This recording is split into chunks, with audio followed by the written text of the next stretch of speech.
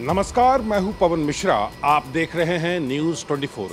आज हम आपको बताने वाले हैं C-17 एयरक्राफ्ट के बारे में कि आखिर ये कैसे देवदूत बनकर आम जनता के बीच अपनी सेवाएं दे रहा है, किस तरह से वायु सेना के अंदर भी वायु सैनिकों को अपनी सेवाएं दे रहा है और ये कैसे भारतीय वायु सेना के लिए रीढ़ की तरह काम कर रहा है।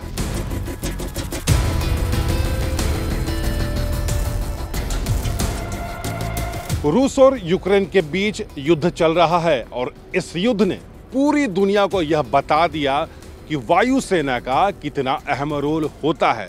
तो आप सहज अंदाजा लगाइए कि भविष्य के युद्ध के लिए हमारा देश कितना तैयार है। पूरी तरह से तैयार है। अंतर्राष्ट्रीय सीमा पूरी तरह से हमारे सैनिकों के साथ पेट्रोलिंग हो रही है अंतर्राष्ट्रीय सीमा पर। इसके अलावा C-17 एयरक्राफ्ट का इस्तेमाल उन जगहों पर भी विशेष तरीके से किया जा रहा है जहां पर तत्काल बैकअप सेना की ज़रूरत पड़ती है, जहां पर तत्काल फाइटर प्लेन्स की ज़रूरत पड़ती है, जहां पर तत्काल फाइटर हेलीकॉप्टर की ज़रूरत पड़ती है।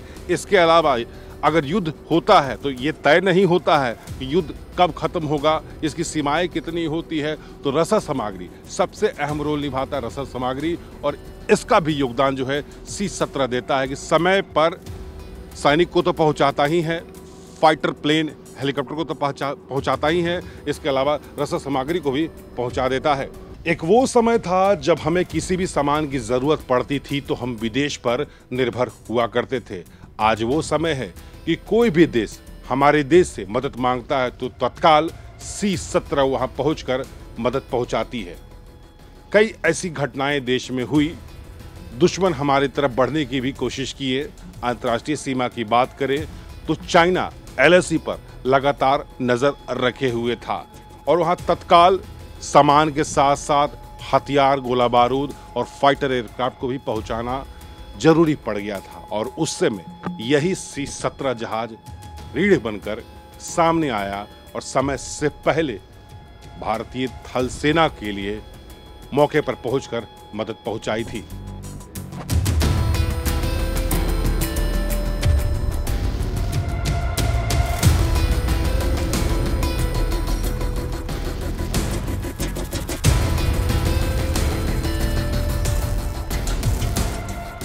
C-17 एयरक्राफ्ट को तो आपने देखा, अब हम आपको इनके पायलट से मिलवाने जा रहे हैं। हमारे साथ लोकेश मनचंदा और JS यादव मौजूद हैं जो कि C-17 के पायलट हैं। लोकेश सर, आपका बहुत बहुत स्वागत न्यूज़ 24 में।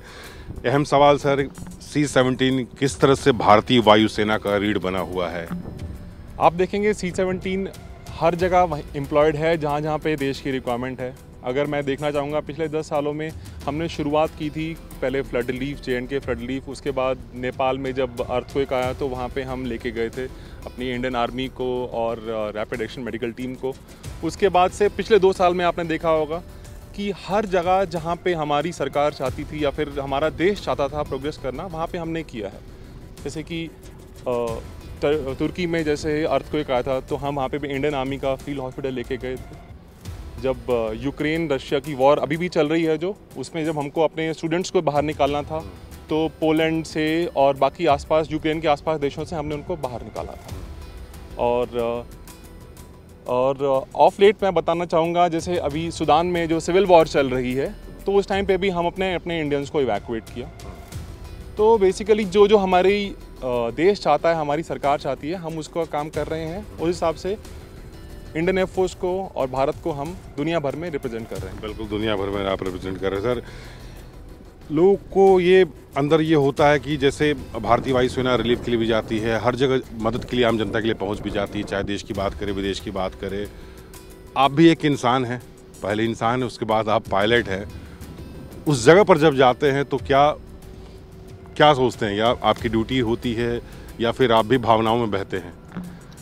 देखिए, भावनाओं में बहना तो सबके लिए ही है, हम इंसान हैं, भावनाओं में तो बहेंगे। पर हमें जो काम दिया गया है वो सबसे प्राइम है, वही करना है। तो एयरफोर्स ने हमको काम दिया है तो वो काम बन जाता है। बाकी के काम भी होते हैं, रोज़मर्रा के काम होते हैं, बट हमने देखा है कि जैसे हम जाते हैं बाहर तो हमारे यहाँ पे हमारी पूरी फैमिली है, पूरी एयरफोर्स एक फैमिली है।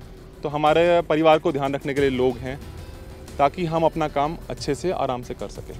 JS यादव भी हमारे साथ मौजूद हैं, उनसे हम बात करते हैं।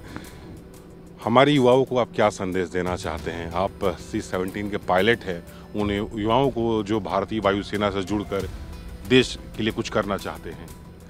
अ, मैं उन युवाओं को बस यही संदेश देना चाहूँगा कि भारतीय वायुसेना का ये जो जॉब है ये बहुत ही आपको गौरवशाली और बहुत ही ज़्यादा सेटिस्फाइंग जॉब है ये। तो इसके लिए बहुत ही मेहनत भी करनी पड़ेगी, बहुत ही प्रिपरेशन भी करनी पड़ेगी, बट एक बार आप यहाँ आ गए हैं और यहाँ पे आप काम जो आप देख ही रहे हैं कि हम लोग देश विदेश हर जगह अपने भारत को रिप्रेजेंट कर रहे हैं, एयरफोर्स को रिप्रेजेंट कर रहे हैं। तो ये जो काम है ये बहुत ही अच्छा काम है, बहुत ही ऐसा काम है जो कोई भी करके बहुत ही खुशी और बहुत ही आनंद प्राप्त होता है। तो अगर आप देश के लिए कुछ कर गुजरना चाहते हैं, भारतीय वायुसेना में आप जुड़ना चाहते हैं, तो बेसिकली जैसा कि पायलट JS यादव ने बताया कि आपके अंदर वो जुनून, वो जज्बा होना चाहिए, तभी आप भारतीय वायुसेना में शामिल हो पाएंगे, क्योंकि इसके लिए मेहनत भी करना बेहद ज़रूरी होता है।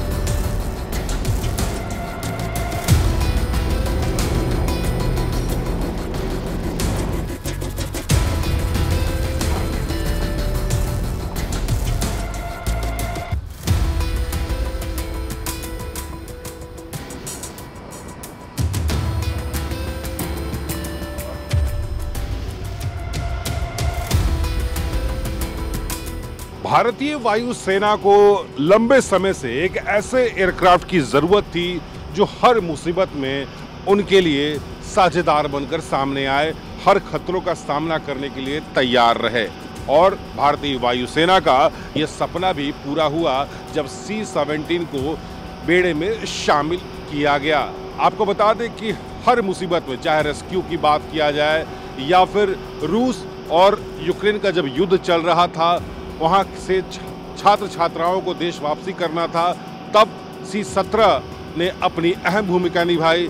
इसके अलावा अफगानिस्तान की अगर हम बात करें तो अफगानिस्तान से भी हमारे देश को नागरिकों को लाने में C-17 ने अग्रणी भूमिका निभाई है। इसके अलावा अगर हम बात करें तो रेस्क्यू में भी C-17 अपनी अहम भूमिका निभा रहा है।